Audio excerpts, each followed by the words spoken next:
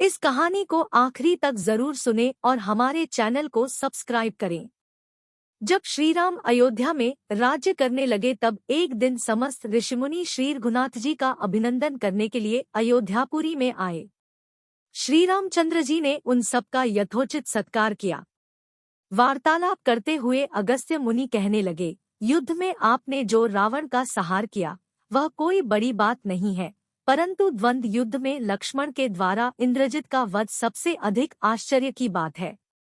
यह मायावी राक्षस युद्ध में सब प्राणियों के लिए अवध्य था। उनकी बात सुनकर रामचंद्र जी को बड़ा आश्चर्य हुआ। वे बोले, मुनिवर, रावण और कुंभकर्ण भी तो महान पराक्रमी थे, फिर आप केवल इंद्रजित मेघनाद की ही इतनी प्रशंसा क्यों करते हैं? महोदर, प्रहस्त, विरूपाक्ष भी कम वीर न थे। इस पर अगस्त्य मुनि बोले, इस प्रश्न का उत्तर देने से पहले मैं तुम्हें रावण के जन्म, वर प्राप्ति आदि का विवरण सुनाता हूँ। ब्रह्मा जी के पुलस्त्य नामक पुत्र हुए थे जो उन्हीं के समान तेजस्वी और गुणवान थे। एक बार वे महगिरी पर तपस्या करने गए। वह स्थान अत्यंत रमणीक था, इसलिए ऋषियों, नागों, राजर्षियों आदि की कन्याएं वहां क्रीड़ा करने आ जाती थी। इससे उनकी तपस्या में विघ्न पड़ता था। उन्होंने उन्हें वहां आने से मना किया। जब वे नहीं मानी तो उन्होंने शाप दे दिया कि कल से जो लड़की यहाँ मुझे दिखाई देगी वह गर्भवती हो जाएगी। शेष सब कन्याओं ने तो वहां आना बंद कर दिया, परंतु राजर्षि तृणबिंदु की कन्या शाप की बात से अनजान होने के कारण उस आश्रम में आ गई और महर्षि के दृष्टि पड़ते ही गर्भवती हो गई।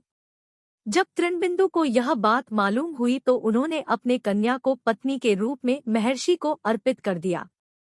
इस प्रकार विश्रवा का जन्म हुआ जो अपने पिता के समान वेदविद और धर्मात्मा हुआ। महामुनि भरद्वाज ने अपनी कन्या का विवाह विश्रवा से कर दिया। उनके वैश्रवण नामक पुत्र हुआ। वह भी धर्मात्मा और विद्वान था। उसने भारी तपस्या करके ब्रह्मा जी को प्रसन्न किया और यम, इंद्र तथा वरुण के सदृश लोकपाल का पद पाया। फिर उसने त्रिकूट पर्वत पर बसी लंका को अपना निवास स्थान बनाया और राक्षसों पर राज्य करने लगा।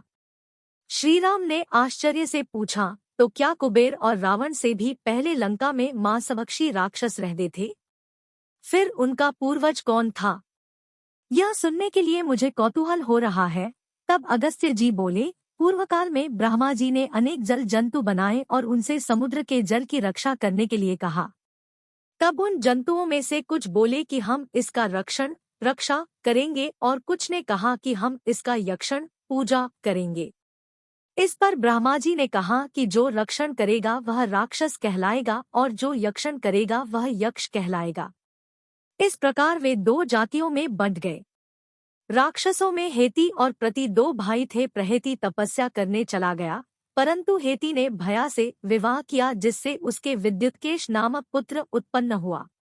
विद्युत्केश के सुकेश नामक पराक्रमी पुत्र हुआ। सुकेश के माल्यवान, सुमाली और माली नामक 3 पुत्र हुए।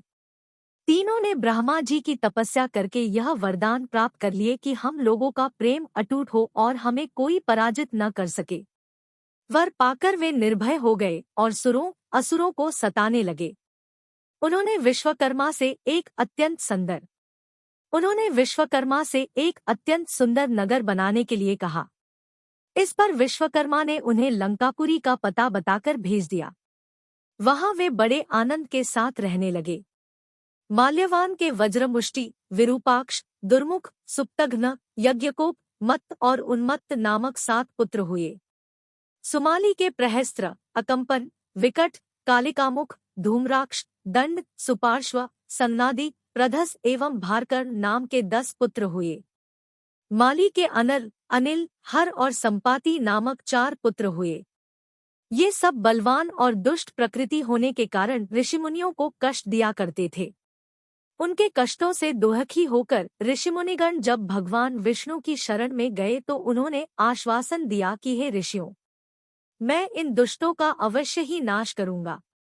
जब राक्षसों को विष्णु के इस आश्वासन की सूचना मिली तो वे सब मंत्रणा करके संगठित हो माली के सेनापतित्व में इंद्रलोक पर आक्रमण करने के लिए चल पड़े। समाचार पाकर भगवान विष्णु ने अपने अस्त्र शस्त्र संभाले और राक्षसों का संहार करने लगे।